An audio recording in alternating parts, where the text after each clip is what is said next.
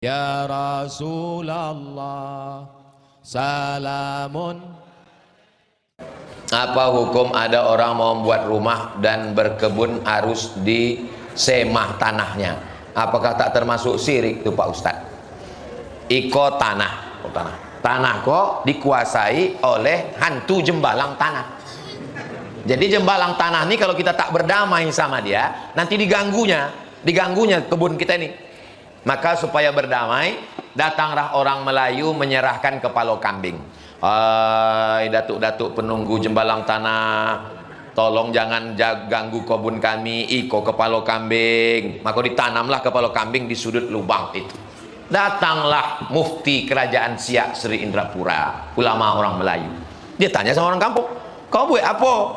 Kami menanam kepala kambing tuh untuk apa? Untuk antu jembalang tanah. Oh, jangan ditanam kepalanya. Jadi yang ditanam apa? Darahnya. Masukkan darahnya ke dalam. Kepalanya bawa balik digulai. Untuk apa tuh? Untuk atu. Itulah asal muasal kalau awak undangan di mana-mana rumah orang Melayu pasti dikasih kepala kambing. Itulah asal asbabun nuzul.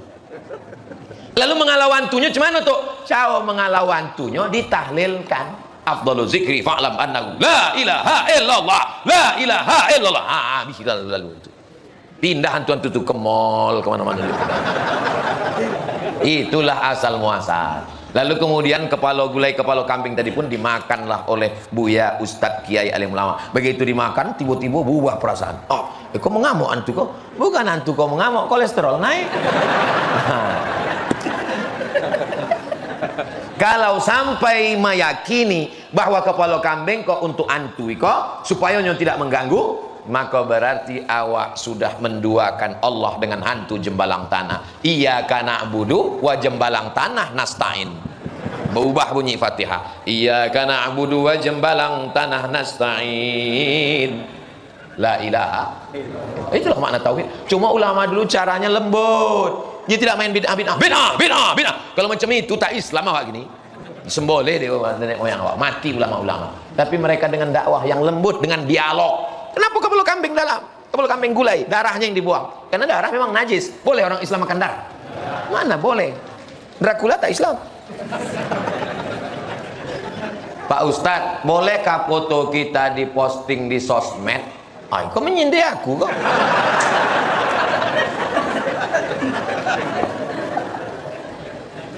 Bagi yang meyakini bahwa foto itu adalah berhala, itulah orang yang melarang foto tak boleh ditempel di masjid. Karena diyakininya foto itu adalah berhala. Ini foto ini berhala, maka tak boleh dipajang di masjid. Foto berhala tak boleh dipajang di ruang tamu. Maka dijawab oleh Syekh Bahid Al-Muti'i, mufti.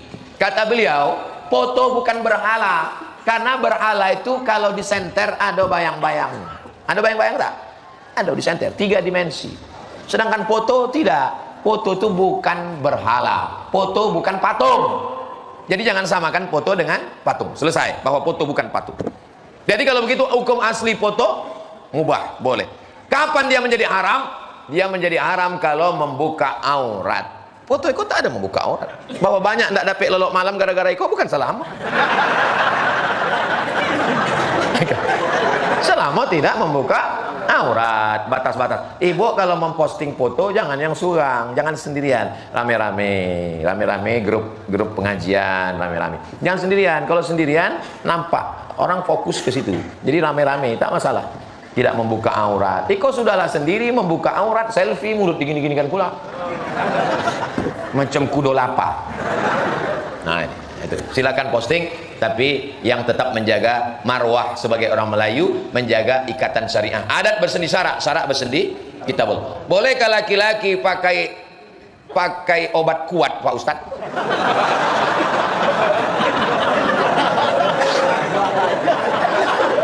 Laki-laki kalau umur 20 tahun dia bertukar info tentang cewek. Kalau umur 20 dia tukar info tentang cewek. Kalau umur 30 dia tukar info tentang kerja. Umur 40 dia tukar info tentang keluarga. Umur 50 tukar info tentang ubat kuat. Minyak lintah, biawak, Dulu ada koran di Pekanbaru, koran. Asalnya nama saya itu kan tak pakai titel-titel dulu. Ustadz Abdul Somad. Asal ada pengurus masjid menulis titel, saya bilang jangan tulis titel, Abdul Somad aja. Ada koran dulu di Riau, halaman belakangnya Ustadz menjual minyak lintah.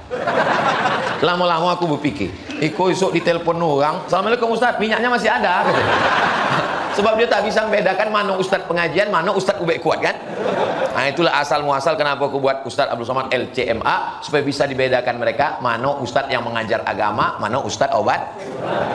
Likulli da'in dawa, setiap penyakit itu ada obatnya. Fatadahu, maka berobatlah kamu.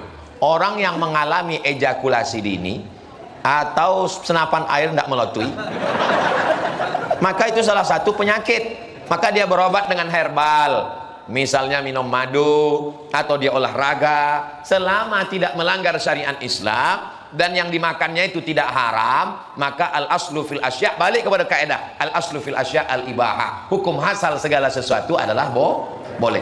Kalau ubek eko Pak Ustadz, ubek kuat, tanya dulu dokter, takutnya awak kok kap 70 di siminak pesawat, nyom mesin itu pocah melatih. Jadi saya mau kasih tahu sama kalian yang muda-muda bahwa kita ini tidak pernah tua.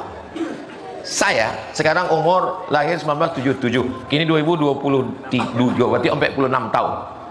Umur saya 26 dulu dengan 46 kok rasanya sama. Gak ada beda. Jadi jangan kalian pikir, anak-anak muda, jangan kalian pikir waktu nengok orang tua, nampaknya kalau tua pikir, enggak, orang tua tuh pikirannya tak tua, dia tetap muda. Cuman tenaga tak ada. Nyolat digas. Nah itu jadi dikonsultasikan ke dokter kalau UB-nya kok dosisnya tinggi. Hanya awak khawatir napas enggak sampai. Butuh tengah jalan. Nah itu. Wa amruhum syura bainahum. Orang beriman itu memusyawarahkan perkaranya. Jelas jawabannya? Jelas insyaallah. Kalau ada nyampe enggak jelas, utaknya jelas. Ustadz, apa hak suami terhadap HP istri? Karena banyak pertengkaran karena HP Pak Ustadz. Tolong dijawab. Apa masalah HP istri kok? Ustadz Somad, yo. Pada suatu malam saya menengok setengah badan istri saya itu bercahaya Pak Ustadz. Apakah itu nur cahaya dari Allah? Enggak. Inyo sedang memeriksa HP waang.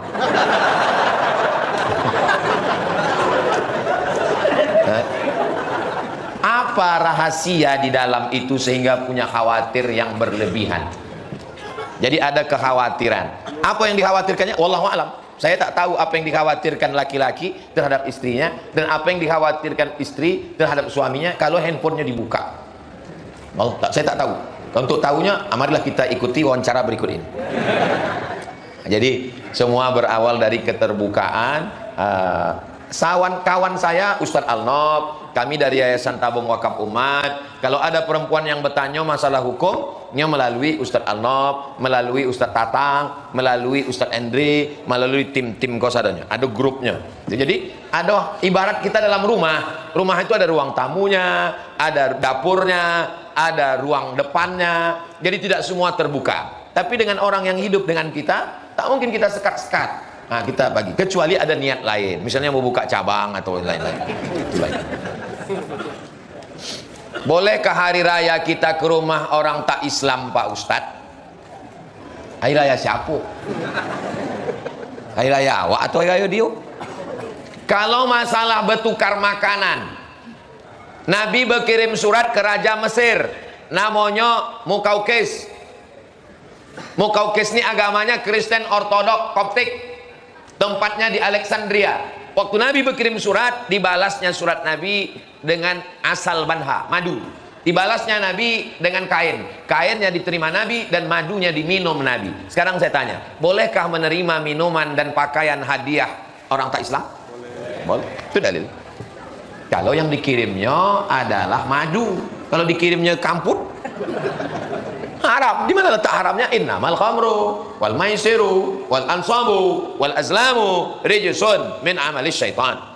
Kalau tepat di hari raya yang terkait dengan akidah, kita tidak meyakini Nabi Isa itu anak Tuhan, kita tidak meyakini Nabi Isa itu mati disalib, Kita tidak meyakini Nabi Isa itu adalah Tuhan. Dalilnya, laqad kafara alladziina qalu innallaha huwal masih ibnu Maryam. Dalil kedua, laqad kafara alladziina qalu innallaha salisu salasa. Dalil ketiga, wa ma qataluhu, mereka tidak membunuhnya, wa ma salabuhu, mereka tidak menyalibnya.